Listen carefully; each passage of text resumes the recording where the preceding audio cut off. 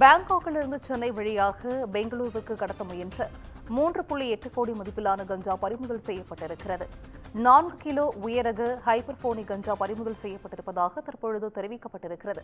பாங்காக்கிலிருந்து சென்னை வழியாக பெங்களூருவிற்கு கடத்த முயன்ற 3.8 கோடி மதிப்பிலான கஞ்சா பறிமுதல் செய்யப்பட்டுள்ளது. 3.8 கோடி மதிப்பிலான 4 கிலோ உயரக ஹைட்ரோபோனிக் கஞ்சா பறிமுதல் செய்யப்பட்டிருக்கிறது. கஞ்சாவை கடத்தி வந்ததாக பயணிகள் இருவரை கைது செய்து சுங்கத்துறை அதிகாரிகள் விசாரணை மேற்கொண்டு வருகின்றனர். கூடுதல் விவரங்களை செய்தியாளர் சக்திவேல் வழங்கிட கேட்கலாம். சக்திவேல், வணக்கம். 3.8 கோடி மதிப்பிலான கஞ்சா தற்பொழுது பறிமுதல் செய்யப்பட்டிருக்கிறது. இது குறித்தான முழு விவரங்கள் சக்திவேல். நிச்சயமாக வணக்கம் சிந்து. தாய்லாந்து நாட்டிலிருந்து பெருமளவு போதைப் பொருட்கள் கடத்தி கொண்டு வரப்படுவதாக சென்னை விமான நிலைய சுங்கத்துறைக்கு தகவல் கிடைத்தது. இதை அடுத்து சுங்கத்துறை அதிகாரிகள் சென்னை சர்வதேச விமான நிலையத்தில் தீவிர கண்காணிப்பில் ஈடுபட்டனர். அப்போது இலங்கையில் இருந்து சென்னைக்கு வந்த ஸ்ரீலங்கன் ஏர்லைன்ஸ் விமான பயணி ஒருவர் மீது சந்தேகம் ஏற்பட்டது.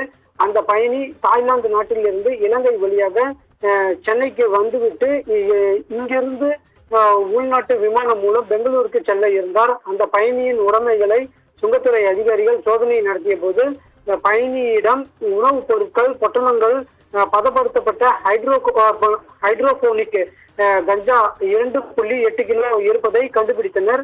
அதன் சர்வதேச மதிப்பு 2.8 கோடி இருப்பதை பயணியை கைது செய்து விசாரணை நடத்தினர். இந்த பயணி போதைப் பொருள் கடத்தல் கும்பலிடமிருந்து கூலிப்படையாக இருந்து பணி செய்து வருவது தெரிய வந்தது. இதற்காக போதைப் பொருள் கடத்தும் கும்பலிடம் இருந்து பயணி சுமார் 1,20,000 பணம் பெற்று இருந்ததும் தெரிய வந்தது. ஏற்கனவே கடத்தல் பயணியை கைது செய்து நீதிமன்றத்தில் ஆஜர்படுத்தினர்.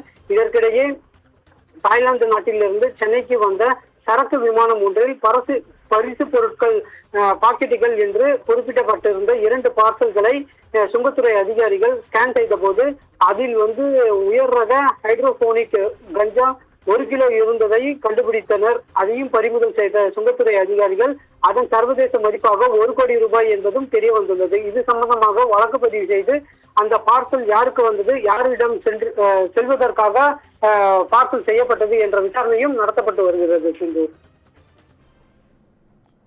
நன்றி சக்திவேல். விவரங்களை வழங்கியமைக்கு நன்றி.